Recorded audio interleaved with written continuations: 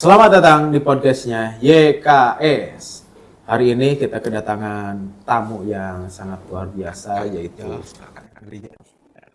Saya Rijal. Dulu itu saya ketemu sama Pak Rudi ketika masih aktif bergerak di Forum Pelajar Sadar Hukum HAM di tahun 2019 ya kan ya. Kang Rijal. Ceritain dong ke anak-anak kami bagaimana sih yang dimaksud dengan pelajar sadar hukum itu. Yang paling basic dasarnya itu pelajar sadar hukum itu bukan hukum yang dilihat megah kayak pasal-pasal atau aturan perda perbub dan lain-lain, tapi pelajar sadar hukum ini dan HAM adalah tentang aturan-aturan yang berkaitan langsung di sekolah. Salah satunya yang hari ini lagi booming itu kan tentang bullying ya. Bullying. Nah ini kan sangat khawatir kita ngelihatnya di mana kawanan pelajar bisa saling menyerang satu sama lain, malah sampai pernah merenggut nyawa.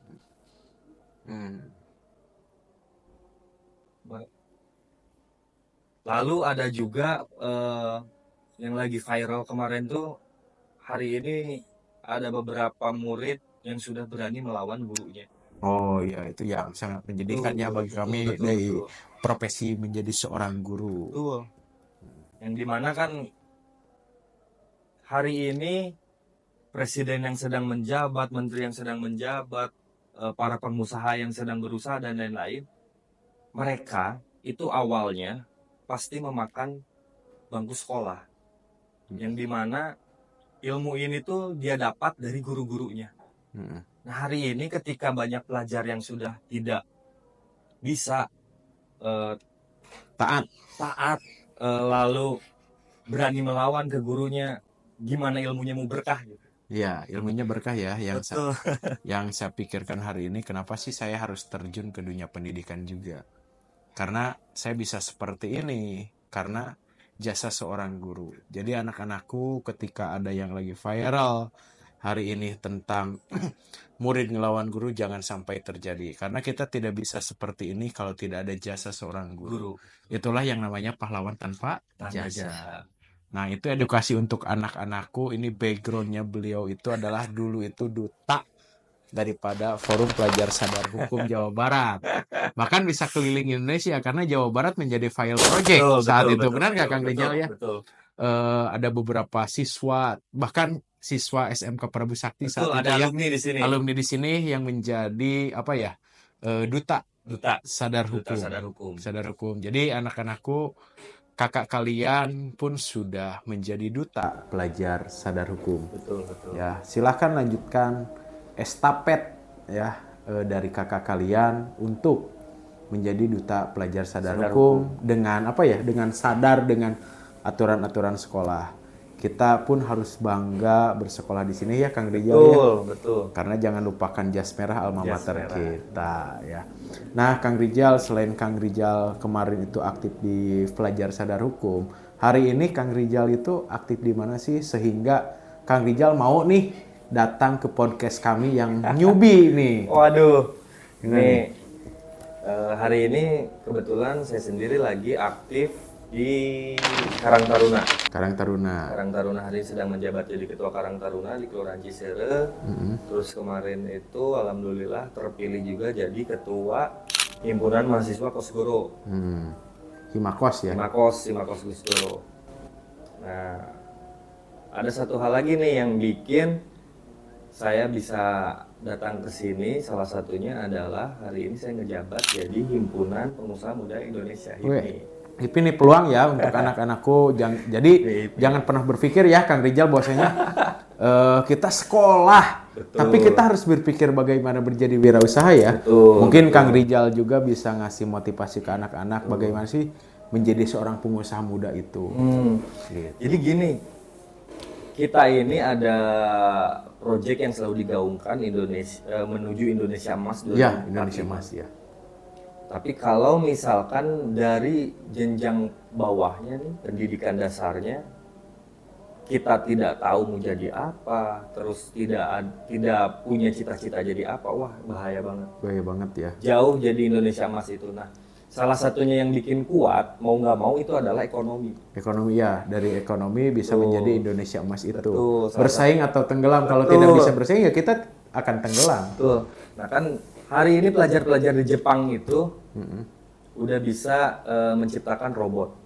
Ya, Dan sekarang Indonesia juga udah bisa nih. Ada beberapa sekolah-sekolah SMK kejurusan itu udah ada lomba robotik juga. robotik ya. Betul. Nah, kedepannya ini kan bukan cuma dijadikan sebagai dalam rangka pada saat saya sekolah saya robotik, Iya, tapi kan harusnya kita dorong nih si pelajar-pelajar ini tuh bisa nggak kita nanti akhirnya kedepannya bikin CP, bikin PT, jadi yang dia dapat waktu belajar di sekolah itu bisa dia kiprahkan. di luaran sana Betul. dikembangkan seperti apa, Betul. dikemas seperti apa, sehingga Betul. mereka itu nggak berpikir keluar sekolah tuh kok gue jadi beban negara ya yang pengangguran. Benar nggak Kak Rijal? Betul, betul. Sepakat nggak hari ini kan? Sepakat. Apalagi dunia SMK selalu dicemooh nih Betul. sebagai penyuplai pengangguran Betul. terbesar. Tapi pada dasarnya yang S1 S2 juga sama sih. Betul. Pada dasarnya adalah bagaimana kita menyikapi skill kita seperti apa. Nah, kan kita harus sadar ya bahwasannya kita harus sadar bahwasannya Indonesia ini kaya banget. Kaya banget, betul. Jadi saya pernah ngobrol sama teman saya, dia sampai bilang gini, Jal, Indonesia tuh kaya banget. Salah satunya Tuhan tuh menciptakan semua hal itu pasti ada keterikatannya. Keterikatannya. Ada orang yang cuman gara-gara nyamuk, Pak Rudi, hari ini dia punya uang itu miliaran. Apa tuh, gimana tuh? Dari nyamuknya jadi Cuman nyamuk aja tapi dia bisa ngasilin duit jentik miliaran. nyamuk berarti. Dari jentik nyamuk. Bukan. Tapi dari nyamuk yang sering ngeganggu manusia, dia nyiptain yang namanya produk autan. Yang dimana dari nyamuk tersebut, akhirnya dia punya peluang bisnis, dia ngelihat ada kebutuhan di sana, dia nyiptain produk. Oh kita nggak apa-apa nih nyiptain produk. Oh nggak apa-apa, walaupun nanti bisa jadi sponsor kita Kang Rijal ya. Bener nggak? Betul. Nah, si autan ini akhirnya kan dibelinya se-Indonesia. Iya. Diperlukan. Cuma dari nyamuk. Dari problem masyarakat sehingga menjadi sasi solusi. Betul. Betul. Belum lagi kan kita bisa lihat Menteri Pendidikan kita yang dimana hari ini di kota-kota besar macet. Dia kepikiran tuh bikin Gojek. Nah, harusnya pendidikan itu bantu mendorong, plus si pelajarnya juga mau diajak Belajar. Betul. Betul. Dia ajak bekerja sama. Yuk kita mau bikin apa? Dibikin sadar. Yang tadi ada bahasa sadar hukum dan lain-lain. Karena saya itu miris, ini sedikit cerita nggak apa-apa Pak Rudi? Siap, nggak apa-apa. Kita bebas kok di konten ini ya. Jadi Biar waktu saya kuliah itu pernah biasa kunjungan ke lapas anak di Yogyakarta, yang dimana Yogyakarta ini kan identik dengan kota pelajar ya. Ya, kota pelajar. Kota pelajar. Kita datang di lapas anak. Di dalam bis itu ada beberapa orang ngobrol sama saya, taruhan. Di dalam lapas anak ini akan banyak kasus apa? Kenapa mereka bisa masuk dan kasus apa? Ya. Dari 70% yang kita bahas di dalam bis itu menyatakan kenakalan remaja. Ya berantem atau nyuri dan lain-lain. Tapi yang bikin sedihnya itu waktu pas kita masuk ke dalam, ternyata 80% pelajar di Yogyakarta masuk ke lapas anak itu atas kasus asusila. Asusila. Ya. Berarti kurang benteng dengan keimanan. Betul. Benar nggak? Dan ini kan kalau ngomong yang tadi sadar hukum HAM dan lain-lain, yang dimana Indonesia ini, kita ini mau nggak mau punya budaya ketimur-timuran. Ya, adabnya lebih kokoh sih sebenarnya. Betul. Orang Indonesia harusnya lebih Betul. kokoh secara adab dibanding yang lainnya. Kemajuan teknologi pun ternyata di negara kita. Betul, betul. Nah, sampai yang bikin saya sakit hati itu ternyata di lapas anak ini ada pasangan, Pak. Pasangan di mana? Pasangan jadi. Awalnya waktu saya ngobrol sama si anaknya ini, kenapa bisa masuk? Karena dia itu nyulik pacarnya. Wah, saya kaget nih, nyulik gimana nih? Jadi biasa main Pak, saya tuh main sama pacar saya, melakukan hal seperti adegan-adegan di film dewasa. terjadilah apa ya disebutnya perkembangbiakan. Ya. Dan si perempuan ini takut, makanya dibawa lari sama si laki-laki ini. Nah, keluarganya itu nyari, Tidak terima, makanya dikasuskanlah si laki-lakinya. Masuklah ke lapas anak. Seiring berjalan waktu, si perempuan ini karena masih SMP pada saat itu, belum siap mungkin secara mental, ketika melahirkan, di rumahnya tidak ada ibu bapaknya, si ibu bekerja, anaknya nangis terus, ditusuk sama dia pakai gunting, dibawa ke kamar mandi. Akhirnya nyusul atas dasar pembunuhan. Nah, jadi disinilah kita sebagai teman-teman Forum Pelajar Sadar Hukum itu harus bisa bantu edukasi kepada mereka. betul, ya. Betul, jadi kita harus bisa jadi teman curhat dan lain-lain. Karena kan sadar hukum ini yang tadi bukan hukum yang ngebahas masalah perda, perbub dan lain-lain, bukan. Tapi aturan-aturan pelajar apa aja sih yang memang harus kita kaji ulang. Betul.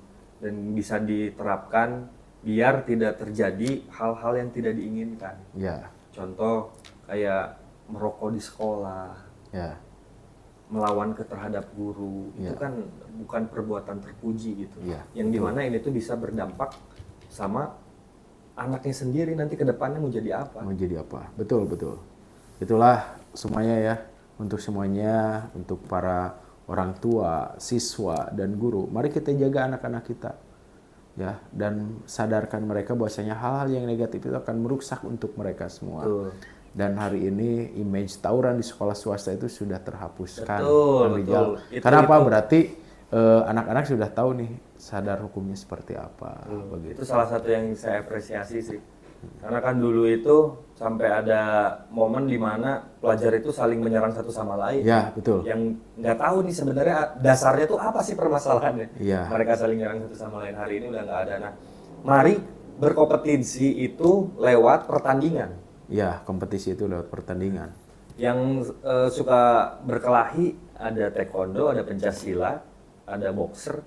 Yang suka adu argumen ada debat. Ada juga cerdas cermat. Yang suka berkompetisi di olahraga ada sepak bola, ada basket. Mari jadi kalau misalkan kita geser dari negatif ke positif nih, kita bareng-bareng. Daripada tawuran nggak jadi prestasi, malah jadi musibah, lebih baik jalankan kegiatan yang positif. Yang tadi eskul ini di sekolah pasti sangat ngebantu buat perkembangan si anak tersebut. Ya ini nih untuk semuanya nih, mau dari orang tua, siswa, dan guru, ternyata eskul bisa bermanfaat untuk kalian. Apapun silahkan, kreativitas kalian seperti apa, salurkan di eskul semuanya. Hal yang menurut orang negatif itu bisa positif juga. Nah, Kang Rijal mungkin sebelum penutup acara kasih motivasi untuk adik-adik di SMK Prabu Sakti untuk untuk belajar bagaimana sih kiat-kiat menjadi orang-orang yang sukses ya. Karena saya lihat ketika datangnya Kang Rijal ke sini, dia berawal dari organisasi, akhirnya dia bisa jadi orang sukses, menjadi orang yang membanggakan karena dia termasuk dalam struktur di Himpunan Pengusaha Muda. Ya, nah ini buat motivasi bahwasanya di sekolah SMK itu jangan sekali-kali Anda berpikir bisa sekolah lulus langsung kerja. Ternyata ada peluang usahanya, bisa kuliah juga. Gitu. Karena Rasul saja mengajarkan kita untuk berniaga. Ya, enggak Kang Rijal, motivasi untuk anak-anak kami sebelum kita akhiri podcast hari ini, closing statement dari Kang Rijal seperti closing apa? Statement ya, jangan closing statement deh, saya nggak bisa nih kalau. Iya. Jadi paling saya cuma menitip aja sama teman-teman pelajar YKS, dimana kalau kita punya pikiran sekolah itu buat bekerja, pertanyaannya mau kerja di mana? Ya. Yang dimana hari ini aja angka pengangguran tinggi. Ya. Tapi gimana kalau kita rubah, lulus sekolah itu kita bikin usaha. Ya. Trial errornya kita laksanain dari sekarang. Ya. Bisa kok banyak peluang-peluang bisnis yang bisa dilakukan hari ini dengan posisi yang kita udah maju, melek tentang Teknologi. informasi dan teknologi, banyak bisnis-bisnis yang bisa dijalanin berbarengan dengan posisi kita yang masih sekolah. Ya. Ya, salah satunya kita bisa bergerak di bidang jasa, Ya. desain, percetakan, kita bisa sambil jalan tuh. Gak perlu modal ya? Gak perlu, karena bidang jasa, kayak saya sendiri, saya itu punya wedding organize, punya event organize, yang dimana kan sebenarnya saya ini cuma nggak organize acara. Iya. Tapi saya nggak bisa nge-make upin si pengantin, Iya. karena saya bukan perias. Iya. Tapi saya bisa ngejalurin si calon pengantin untuk berkomunikasi dengan perias. Nah, jadi memang kalau bergerak di bidang jasa ini, kita nggak perlu modal besar, kita juga tidak akan mengalami kerugian besar. Iya. Karena tidak ada yang dirugikan kalau di jasa. Iya. Cuman kalau servis kalian bagus itu keren, kalau servis kalian kurang bagus ya mungkin pasti ditinggal sama klien. Itu aja paling. Oke, ini ya. Terima kasih Kang Rijal sudah hadir di podcast kami ya. Untuk yang nonton YouTube-nya YKS Official, jangan lupa like and subscribe karena di sini ada apa?